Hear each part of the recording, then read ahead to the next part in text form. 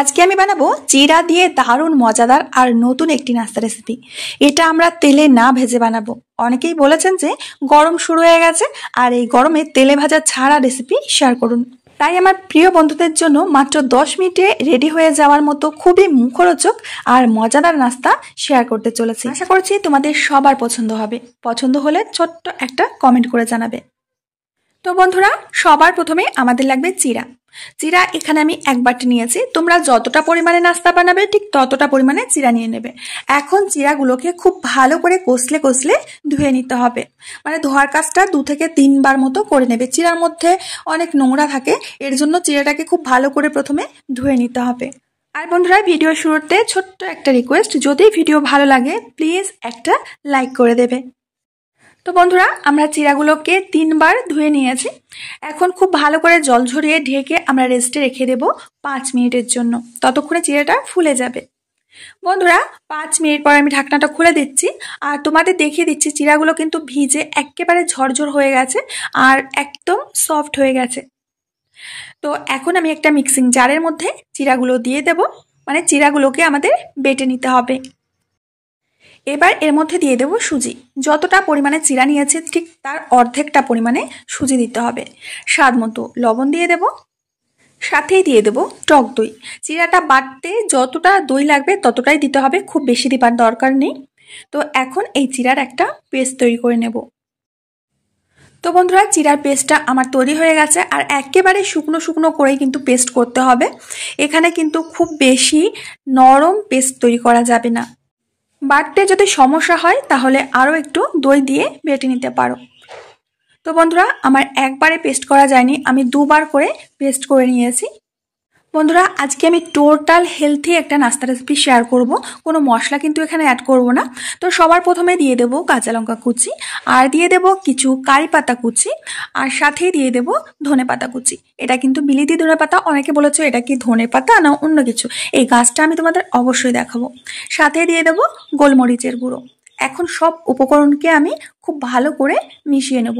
এখানে আমি আর কিন্তু কোনো মশলা অ্যাড করব না। খুব ভালো করে মেখে মেখে একটা ডোয়ের মতো তৈরি করে নিতে হবে। এখানে আর একটা জিনিস দেব, সেটা হলো রান্নার তেল। রান্নার তেল আমি সামান্য মানে 1 থেকে 1.5 চামচ মতো তেল দিয়ে দিয়েছি। এখন তেলটাকেও খুব ভালো করে ডোয়ের সাথে মিশিয়ে নিতে হবে। তো বন্ধুরা, ডোটা রেডি। এখন একটা থালা নিয়েছি, যে থালাটা ছিদ্র ছিদ্র আছে। তোমাদের ঘরে নিশ্চয়ই এরকম ধরনের থালা আছে। তো আমি একটু তেল ব্রাশ করে দিচ্ছি। এবার আমরা নাস্তাগুলো তৈরি করে নেব। তো এখান থেকে অল্প অল্প করে ডো নিয়ে নিতে হবে। তোমরা তোমাদের সাইজ মতো নিয়ে নেবে। যদি বড় করতে চাও তাহলে বড় বড় ডো নিয়ে নেবে, যদি একটু ছোট করতে চাও ছোট ছোট করবে। তো আমি মাঝারি সাইজের নাস্তাগুলো তৈরি করে নেব। এর জন্য প্রথমে আমি এইভাবে গোল করে নিচ্ছি। তারপরে আঙুল দিয়ে মাঝখানে এইভাবে একটু গ্যাপ করে দিতে হবে।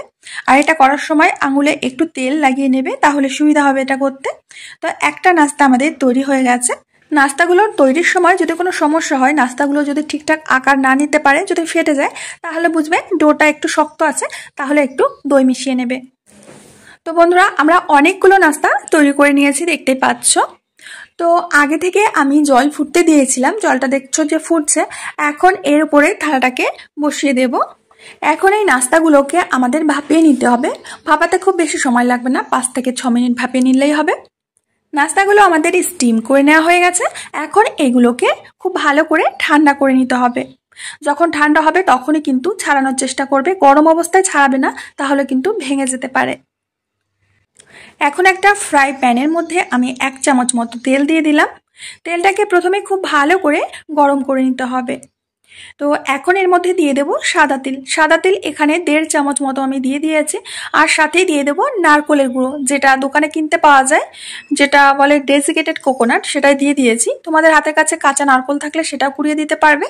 আর সাথে দিয়ে দিচ্ছি ম্যাগি মশলা, 1 প্যাকেট ম্যাগি মশলা দিয়ে দিচ্ছি। আর দিয়ে দিচ্ছি লাল লঙ্কার গুঁড়ো, মানে কাশ্মীরি লাল লঙ্কার গুঁড়ো, এটা ঝাল না, শুধু রঙের জন্য। সাথে দিয়ে দেবো 1/2 চামচ চাট মশলা। এখন সমস্ত মশলাগুলোকে খুব ভালো করে মিশিয়ে কষে নিতে হবে। আর বন্ধুরা, এই সময় কিন্তু গ্যাসের আঁচটাকে একেবারে লো করে রাখবে। এবার একটি একটি করে নাস্তা আমরা এর মধ্যে দিয়ে দেব। আর মিডিয়াম আঁচে উল্টে পাল্টে ভেজে নিতে হবে। বন্ধুরা, এই রেসিপিটা যেমন হেলদি আর সেরকম টেস্টি। হালকা ফুলকা মুখরোচক এই নাস্তাটা আশা করি তোমাদের সবার পছন্দ হবে। অন্তত একবার হলেও বাড়িতে ট্রাই করবে। এগুলো দেখতে যতটা লোভনীয়, খেতে তার থেকেও বেশি টেস্টি। তো নাস্তাগুলো আমাদের ভেজে নেওয়া হয়ে গেছে, এখন নামিয়ে নেব।